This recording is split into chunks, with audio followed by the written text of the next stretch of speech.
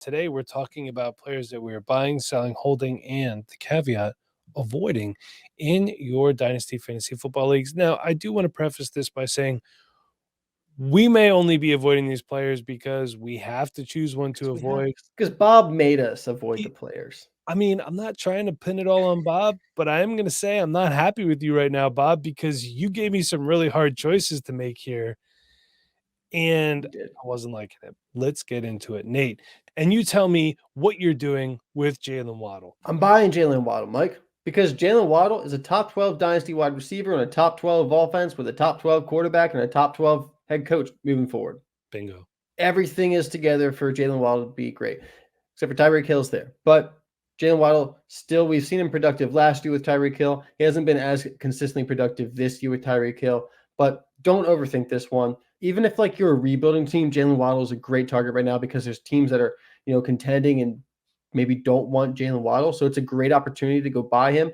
Move Stephon Diggs for Jaylen Waddle. Probably can make that trade straight up. You might even be able to get something like a third or something on top of it if the team is a contending team and wants to make that trade. I love that. Jaylen Waddle, accessible right now. Like you, I love the offense. It's top 12 offense. He's only 24. He averages 13.4 fantasy points per game. And look, last year he finished as wide receiver 8 and he had 15.2 fantasy points per game. What I know is this: he's still a fantastic wide receiver. He's only 24 years old. We know Tyreek has an end game. And yes, I know it's in 2025, but they've worked together before. They'll be fine. You can move players like, let's see, I saw some trades here: Christian Watson, Demario Douglas, and a 24 first for Jaylen Waddle. I'd like to get a little bit back on top of that. These are all pulled from PLF's Trade Finder, by the way. Joe Mixon, a 25 second and 25 third for Jaylen Waddle. Oh, easy money. A 24 first and a 24 fourth. That's great. And then, I'll pay a first and a second for him. I'd stagger it. He's an established player and a good offense, and he has good rapport with Tua. Nate, what are you doing with Minnesota Vikings wide receiver Jordan Addison, who you were very high on before the season? I love Jordan Addison, but in this situation with these players that we're going to be talking about, I got to sell Jordan Addison, Mike. Okay. I got to sell Jordan Addison. And I hate to do it, but the quarterback situation is unknown moving forward because Kirk Cousins is a free agent coming off the injury. I don't know who's going to be Jordan Addison's quarterback next year. I don't know if it's going to be a quarterback that can support two high-level wide receivers or not. Because no matter what the quarterback is for the Minnesota Vikings, Justin Jefferson's going to do well. But if that quarterback isn't a great quarterback, it's going to be hard for Jordan Addison also to reach those high levels. And this is coming from a guy who loves Jordan Addison's. But so in this opportunity, I'm going to have to sell him. Can I make a move for maybe Brandon Ayuk, who really helped me out against you this past weekend? Or maybe can I go after T. Higgins? Jordan Addison on Keep Trade Cut at least is pretty high above T. Higgins right now. A lot of people are down on T. Higgins right now. You might have to get something on top of T. Higgins for Jordan Addison right now. I think it's worth exploring because his value is so high. I think it is a good value right now on Jordan Addison. I think it's a fair value, but it's high because wide receiver is a replaceable position. So worth exploring what you can do selling Jordan Addison right now. What I can tell you is that I'm holding Jordan Addison, and he's having a productive rookie campaign because he's really had to. Unlike Quentin Johnston, he's making the most of his opportunities. Get this, Nate. When the ball hits him in the hands, he catches it. Love that. Is a crazy thing for a wide receiver to do. But this is also on a team without its two best players in Kirk Cousins and Justin Jefferson. The Vikings are cobbling together a team with Dobbs, their running back situation. They have Alexander Madison and Ty Chandler. Cam Akers is out for the season. By the way, if you haven't cut Cam Akers yet, I think you can go ahead and do that. But I just want to talk about, I want to talk about the splits, okay? Because there's times where he was with Justin Jefferson and without. All right, so with him, 5 games, 29 targets, 19 catches, 249 yards, and 3 touchdowns. Without him, 6 games, 43 targets, 29 catches, 398 yards, and 4 touchdowns. So regardless, that touchdown production has been there. We see that. He's getting a lot of targets. He's flourishing. Nate, tell me what you are doing with Los Angeles Rams wide receiver, Puka Nacua. Yeah, I'm going right down the line here. I'm holding Puka Nacua. Okay. We saw what he could do with Cooper Kupp. We saw what he could do without Cooper Kupp. Cooper Kupp is currently injured. Don't know the final status on him. I heard that he was trying to get back in the game, but his ankle just wasn't quite there. So I don't know how long he'll be out, but Puka Nacua, we've seen the production at a high level already. Matthew Stafford's back in the offense. I'm not trying to get rid of Nakua. I'm not avoiding him. I'm just holding on to him right now, continuing to ride out the production that we've seen this year. And then maybe we can reassess in the offseason, see what the Rams do. If they do want to move in a different direction with their offense, if some guys leave, then might be looking somewhere else with Puka Nakua or might be buying him. We're not sure, but I want to hold him for the rest of the season and enjoy the fantasy points that have been coming. If I'm contending, I'm clearly going to keep him, but I'm going to sell otherwise. And I like him, but his current value, and I'll get to that in a second, I'll gladly move him. I really don't know what the Rams are going to look like after this year. It could be a lot worse. So I'd rather bank on a prospect that I like more. If I can get Malik Neighbors, rather have him, to be honest with you, because as per last week's pod, one of them that we did, his value was a mid-24 first and a mid-24 second. And this is a guy that was drafted in the third, fourth, fifth rounds of rookie drafts in some cases. So let's also talk about our last one. It sounds like we're both going to be avoiding Devonta Smith. Unfortunately. And I honestly was kind of flip-flopping a little bit here, Nate, because I can make a case for my buy being both Waddle and Devonta Smith. Now you got to avoid him. Yeah, and it stinks because I really don't want to avoid either of those guys. But the fact of the matter is, he is the second, sometimes third option on a wildly inconsistent offense this year. And that's why he was my avoid. Anything to add to Devonta Smith? Yeah, I'm also avoiding Devonta Smith. His price is still pretty high, and he has not been able to keep up with AJ Brown so far this season. So I'm kind of waiting for his price tag to go down a little bit before I start investing again in Devonta Smith, which I will do if it goes down because I love the player. So why don't you reiterate for me what you're doing or who your buy, sell, hold, and avoid is?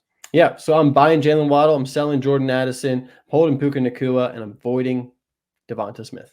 All right, and I'm buying Jaylen Waddle. I'm selling Puka Nakua. I'm holding Jordan Addison and avoiding Devonta Smith. So let's talk about some running backs, some young running backs. Nate, let's start off. What are you doing with Rachaad White?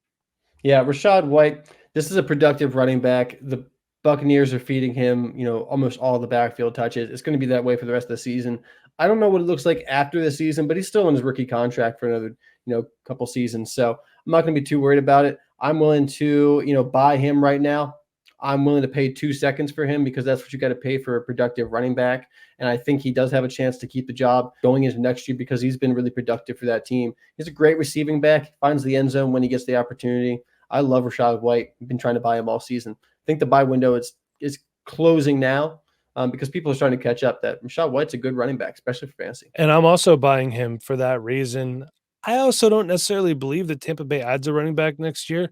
I think they'd be more likely to invest highly in a quarterback, which would be good if you're the Tampa Bay Buccaneers. All due respect to Baker Mayfield, he's been good for them, but he's a limited quarterback. We're seeing that. I also thought we'd see a little bit more Sean Tucker, by the way. So, Kind of surprised we haven't, but I don't know. It is what it is. yeah. Here's some trades I pulled from DLF's Trade Finder. I saw him straight up for Noah Brown. Noah Brown's been really good this year, but probably a guy that you got cheaper picked up off waivers. If you need a running back, this is a trade you make as long The as you have, RB6 we're talking about right now. as long as you have the wide receiver depth, you should get something back for it. That was a straight up trade. Rachaad White for a second and a third. And then, there were times he was also traded straight up for Josh Downs, Nico Collins, or Jameson Williams.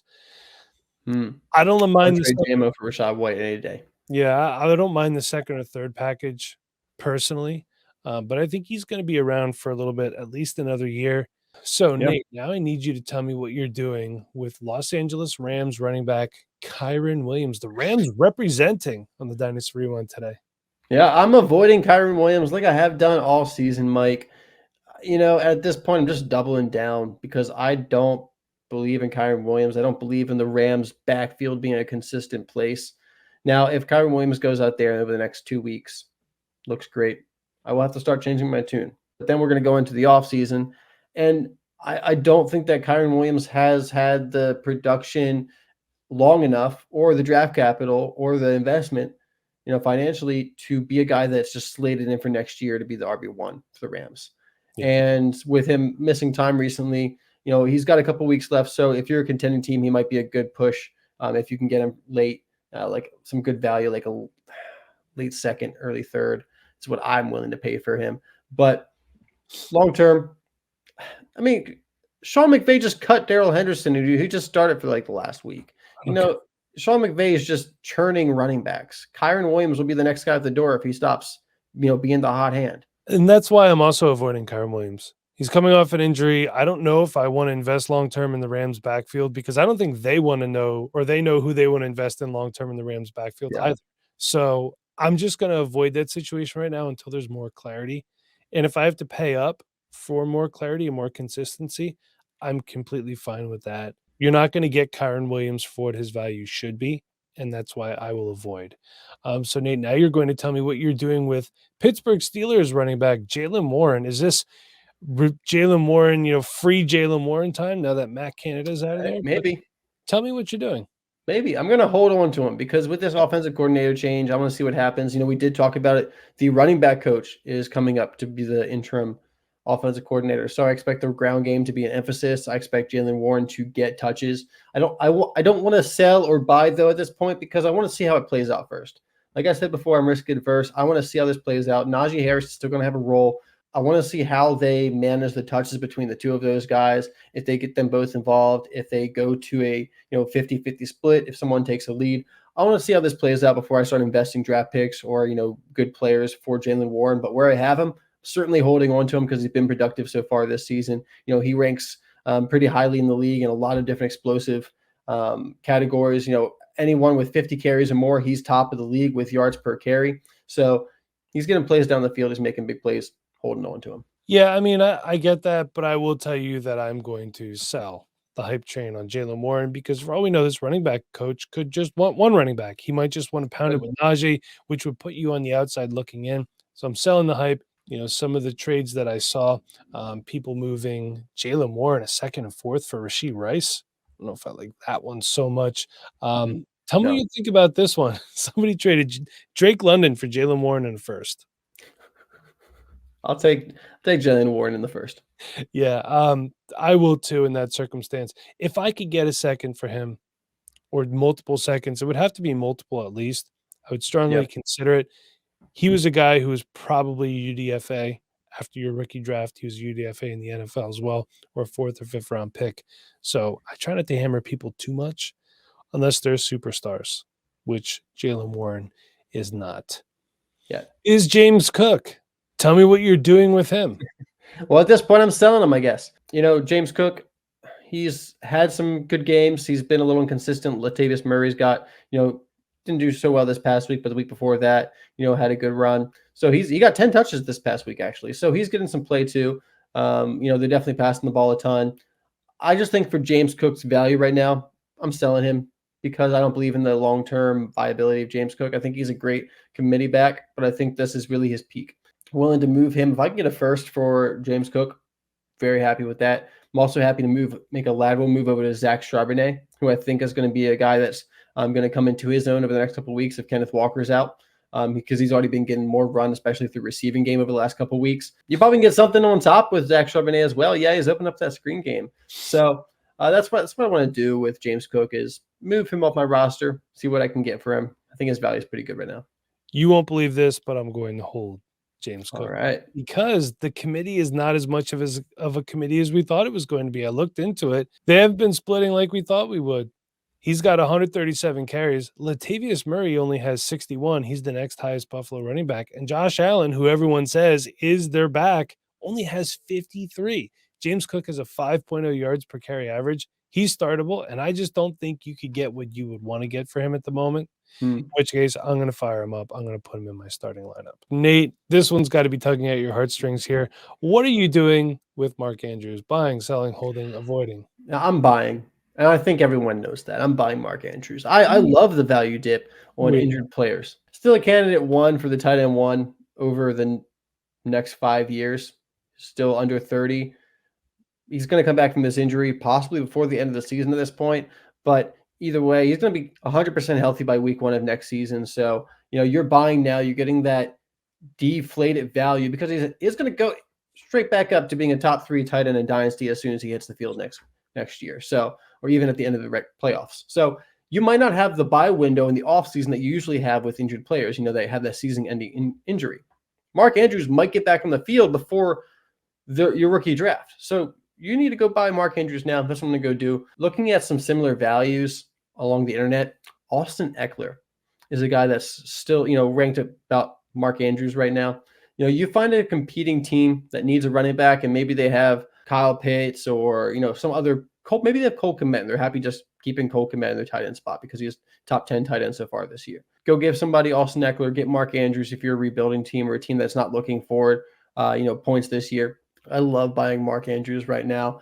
Tearing up with a tight end like Cole Kmet, Dalton Schultz, Trey McBride, any one of those guys in a 24 first for Mark Andrews, I'm willing to make that too. Like a late 24 first, absolutely. Even a mid, I would consider if it's tight end premium. Well, Nate, I hate to do this to you, but I'm actually going to sell Mark Andrews. Because if I could turn Mark Andrews into Sam Laporta, I'm going to do that. If I could try. I think I could still get the most for him out of this whole list that we've compiled, and we'll get there, even with the injury. And plus, I want to kind of slightly irritate you. So some trades I pulled. I saw somebody traded Trey McBride straight up for Mark Andrews. I get that that's a move that you want to make if you're a competing team, but I think you could have done better there. I saw Andrews and a couple trades move for Madison and George Kittle, move for a first and a 25 second. But if I could do Andrews for Sam Laporta, I would consider doing it straight up just because Andrews is injured. But if I could do Andrews for Laporta in a second, I would gladly do that. Get a little bit younger, get a guy who's still playing. And guess what, Nate? I need to go knock on some doors. You do. Sam Laporta is the tight end 5 right now, one spot behind Mark Andrews. So he's still moving up. We know Andrews is going to bump down because of the injury, but still, Laporta, man, he's out there. Let's get back to it. And let's talk about what we're doing with Cincinnati Bengals wide receiver T. Higgins. I'm holding on to T. Higgins, Mike. People are down on him, so I don't think you can sell him for good value right now. I think the sell window for T. Higgins was earlier this season. I think we talked about it on this show, actually. Like week 5 or something like that. We said, if you want to sell T. Higgins, this is the time to move off of him. And since that, he hasn't been super productive. He has dealt with injuries. He's dealt with the inconsistency of, just being the wide receiver across from Jamar Chase. But the talent is still there. It is. And he's going to be a free agent after this season. And, there's not much going on rest of this season because of the Burrow injury. And, I don't think T. Higgins and Jamar Chase are both going to be super productive with Browning, unfortunately. But T. Higgins is a guy I'm holding. I think there's also a case to buy him. Mike, do you want to make that case? Yeah, I do want to buy him because they already said they're not going to re-sign him. But we've seen what he could do, and he's going to go somewhere. He could very easily be a team's number 1 wide receiver. I want to buy in on the injury dip for the future. So there's some trades I pulled. Jameson Williams and a 24 first for a T. Higgins and a 25 third. I don't necessarily hate that. I hate giving up the first, but I'm okay with giving up Jameson Williams. Yeah. Here's one that I kind of struggle with a little bit. Amon-Ra St. Brown for T. Higgins and Trey McBride. Like, I think we need to do a price check on Trey McBride because people I don't mind that. Crazy. Jahan Dotson 24 first for T. Higgins. Okay. So kind of, if you think about it, that's like trading a first and second for him right now. Yeah. Essentially. So I'm buying in on T. Higgins. Now, Nate, you're going to tell me what you're doing with Denver Broncos running back Javonte Williams. I was buying Javonte Williams all this season. And what's happening now? Over the last 4 games, he's averaged 14.9 fantasy points, Mike. Javonte Williams is back. So I'm avoiding him, naturally. Because I already bought. The buy window is closing now. He's worth a first now. If you're going to go get Javonte Williams, you're probably going to move a first because he's been productive recently. It was earlier in the season when you can get him for a second. That's when the Javonte buy window was around. That's when we talked about him. But at his current value, I'm not looking to buy. I'm just avoiding him because there is still the injury. There's still the Broncos offense that hasn't looked consistently great. With the cost that it takes to get Javonte Williams right now, looking at 2 seconds plus or a late first plus, I'm not looking for Javonte Williams. I'm avoiding. What are you doing, Mike? I'm going to hold them because I got a lot of shares. I don't like buying running backs in season. You know that. I've been outspoken about that. And buying a starting running back is even worse. I have hopes he could be a stud. Nate, you touched on his fantasy points per game. I'm going to hold on for a bit. And I'm also avoiding the 24 first because that's just how it shook out. Plus, all my 24 firsts are going to be the 112. All right, Mike. You're having a better year this year, huh? I am. And look, one of the reasons I'm having a better year is because I've been focusing more. We talked in a past episode, me setting roster lineups on Tuesday so I could see my holes as soon as possible. That Yeah. did not sound good. But why don't you tell me what you're doing with the 24 first, Nate? Yeah, in this case, I'm selling the 2024 first Okay. and the late 2024 first. And I actually have a good case for it, Mike. I was thinking about it. Tell me. You can get some pretty good deals right now for teams that are looking to rebuild. They want a first round pick. You're starting to have managers that aren't looking at the rest of the season. You're having managers that are looking at next season. And they're willing to quote unquote lose on a deal that they think they're going to win when they look back 6 months from now. And if you're a team that's contending, this is the time to sell your late 24 first and make that push if you can get a good value from a rebuilding team. That's where you find the values in trades, is when you're looking and working with a trade partner that is on a different timeline than you, that has different values. That way you can kind of just to bluntly say it, exploit that value. But in their case, they're also exploiting their value, because you go and trade a late 2024 first. Say you go and you get Saquon Barkley for a late 2024 first, just a single first straight up, because you have a rebuilding team that wants to move off of Saquon Barkley. You're probably going to have to add something onto that. Sorry, you can't just trade a late 24 first for Barkley, but you can get him cheaper from a rebuilding team than a contending team, or a team that's in the middle that isn't quite sure where they want to go. So use his late 24 first, try to dangle them out there for those rebuilding teams and see what values you can find. So, Nate, let's go back over it. Just reiterate your buy, sell, hold, the void here. Yep, I'm buying Mark Andrews. I'm selling the late 2024 firsts. I'm holding on to T. Higgins. I'm avoiding Javonte Williams. Wow, this is the one that you and I were completely off on. I'm buying T. Higgins, selling Mark Andrews, holding Javonte Williams, and avoiding a 24 first. How So, about it? Nate, how many leagues are you in? I think 18, 19. All right, so in all 19 of your leagues, you now have to replace Mark Andrews because you probably have him in all those leagues. I think I have about 50% of leagues, so I yeah, think the only leagues I have Mark Andrews in are leagues I'm not in with you. probably. But what are we doing with Trey McBride if we want to try to replace Mark Andrews with Trey McBride? Buying, selling, holding, avoiding. I'm selling Trey McBride. Okay. I love what he's done so far, of course, but like you just talked about it, Mike, the value that Trey McBride's fetching in some of these deals, he's being valued at a first round pick now by some people who are, trying to get on to the next hot thing at tight end. And I get it. I'm not totally against it. I think Trey McBride's going to be a good tight end. I think he's going to be a top 12 tight end, especially if, Kyler Murray's a long-term quarterback there, or if it's some other quarterback. Either way, it's going to be a good quarterback. Trey McBride is going to be a top 3 target for that offense. I love it. But the tight end landscape, as I said in an earlier podcast, just got a huge influx of talent. And with that, the scarcity of the value of the position is less. And we still have to, see this kind of play a little bit more, make sure that all of these guys who have flashed so far this year are true, consistent tight end talents in the NFL.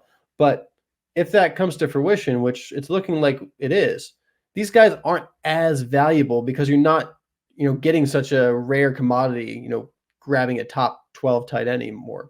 There's going to be a lot of top 12 tight ends again in a different way, where it used to be, you only have like the top 5. Now there's going to be like 15 guys that you kind of want. It's a different landscape out here. So I'm not willing to, pay so much for a tight end. And I think Trey McBride, you can kind of use that value right now. Go get a first for him. I'm going to avoid Trey McBride. I actually like all the players on this list. I know. But the guys that I'm buying, selling, holding, guys that I just feel a little more consistent on better offenses, and selling the player that I feel that I can cash in on the most. But we'll get to those guys and the reasons why. Nate, now you're going to tell me what you are doing with Dallas Cowboys tight end Jake Ferguson. All of a sudden, the Dallas Cowboys are like some sort of tight end factory. They had Witten for a while. They went to Dalton Schultz. Now they got Jake Ferguson, who's playing pretty well. So what are you doing with Dallas Cowboys tight end Jake Ferguson? I know this probably hurts you, but I'm avoiding Jake Ferguson. I've really struggled with this one because all these guys are really good that we're talking about here. Jake Ferguson has 6 weeks as a top 12 tight end. Now, Mike, can I also tell you about my buy real quick? Do this together. Sure. If you don't mind. I'm avoiding Jake Ferguson. I'm buying Cole Kmet. And I struggled with these two guys. I had Trey McBride as my sell, and to add to what I said earlier, he only has 2 games with more than 10.2 fantasy points. So the upside I have not seen consistently. That's why I'm not willing to buy in just yet. But looking at Cole Kmet and Jake Ferguson, they came down to be either my avoid or my buy. I struggled with this one. I put them together. So Jake Ferguson, as I said, 6 weeks as a top 12 tight end. Cole Kmet, 6 weeks as a top 12 tight end. Cole Kmet, tight end 9 on keep trade cut. Jake Ferguson, tight end 10 on keep trade cut. Cole Kmet, 11.2 fantasy points per game. Jake Ferguson, just a little bit under at 10.2 fantasy points per game. But here's the difference maker, Mike. Both these guys are out there and they're scoring fantasy points about the same average. But Jake Ferguson, 1 game over 15 points. Cole Kmet, 4 games over 15 points. At the tight end position, I want the upside. I'm buying Cole Kmet. I'm avoiding Jake Ferguson. I don't care if Jake Ferguson averages 4 points while Cole Kmet averages 2 points on their games where they don't do very well. It's going to suck either way. I don't care about that floor at the tight end position because I don't care about the difference between 2 points, 5 points, whatever it is. When those guys don't do well, they don't do well. It's just pretty carpet statement there. Carpet instead of blanket statement. I made a new one there. But give me the upside with Cole Kmet and buying Cole Kmet, avoiding Jake Ferguson. Well, Nate, I guess I could kind of combine some of these guys too, because I'm holding Jake Ferguson. He's tight end 10 on the year. Things are looking up. He appears to be Rain Dakota Prescott's second option in Dallas. It's CeeDee Lamb. For the most part, it's Jake Ferguson. I understand that he's only had, would you say, 1 game over 15 points? Look, man, 15 points for a tight end that you paid the price of Jake Ferguson for, that's an outlier. We're happy with 10, 11, 12 points. And I know it sounds like we're settling, but this is what the tight end landscape is, where you just, unless you have one of those top 3 guys, you're not getting those huge boom weeks. But I'm also buying a guy like Cole Kmet for reasons like that. I mean, look at what Cole Kmet's done this year. He's tight end 6 on the season. He's got 49 catches for 439 yards, and he's got 5 touchdowns. And that was with Tyson Bagent. Justin Fields isn't the best pure passer. He's been doing a lot of running, but I do like the rapport that they have with each other. I'm definitely buying in on Cole Kmet. I would pay a first-round pick for Cole Kmet. If I knew it was a late first, I would do it. I don't think you could get him for less, to be honest with you. Yeah, it might be difficult to get him for less. I agree. That's the problem. If not, then you're going to have to buy a guy like Jake Ferguson. If you want to spend less on a starting tight end, or you're going to have to pay down. You have to pay up for these good young players, or you could pay down for a guy like Logan Thomas is down there a little bit. Jonnu Smith, also known as the best tight end in Atlanta. I mean, you could really scrape the bottom of the barrel. Tight end 18 right now is Cade Otton. He's going to be cheaper. Nobody really wants to buy Cade Otton. Yeah. But if you want the consistency, you want the productivity, you have to pay up for this position. That's just how it is. Well, Mike, that leaves us with one guy left. One guy. George Kittle. George Kittle. And it looks like you're doing what? I'm holding on the George Kittle. I know a lot of people are trying to sell George Kittle, but look what George Kittle does. 5 games. I've been doing this thing with 15 points here. We talked about it earlier with the guys. 5 games with 15 points, George Kittle. And not just 15 points, but also in all of those games, he was tight end 3 on the week or better. So he gave you that top 3 production at the position 5 times so far this season. That ceiling, it's part of that unmatched ceiling where only him, Kelsey, Andrews, a couple of these guys have that kind of ceiling. George Kittle has that. And I think a lot of people are down on him right now, and rightfully so, because the 49ers have a lot of target competition. When George Kittle had like 113 yards the other week, he only had it on 3 receptions. So, the volume isn't quite there for him to be a consistent, fantasy monster like Kelsey has been, like Hawkinson was. But George Kittle still has become a game changer for your team if you have him in the tight end position. You can't not start him, and his floor is not any lower than really any of these other tight ends. He did have a goose egg earlier this season, unfortunately, but that ceiling, it's pretty unmatched in the tight end landscape right now. So holding on to him still. And I'm selling him for basically all of the reasons that you said. And I think I could get the most for him out of this entire list. And that's why. Now, of course, if I'm a contending team, he's staying in there. He's going in my lineups. If not, if I'm a middling team and I don't think I'm going to make any noise in the playoffs, or I'm a bad team, if I'm a bad team, I should have already sold George Kittle. But if I'm right in the middle and I was holding on hopes, I think I can make a run, but realistically, I don't think I can. I'm going to move him. And, he's going for a 24 first. I saw a staggered first, a 24 and a 25. Here's another one. I kind of like this one a little bit better. Kittle for a Chig and a second. Chig not as productive this year, but you're getting that second round pick. So I don't know. I don't like that one as much. Yeah. Not a big fan of Chig, not a big fan of anyone on the Titans offense, to be honest. I like Chig. I'll tell you who I do like on the Titans offense is DeAndre Hopkins. He's been really consistent all year, even with poor quarterback play from Ryan Tannehill and inconsistent quarterback play from Will Levis. So, Nate, let's roll through it again. Tell us who your buy, sell, hold the void was.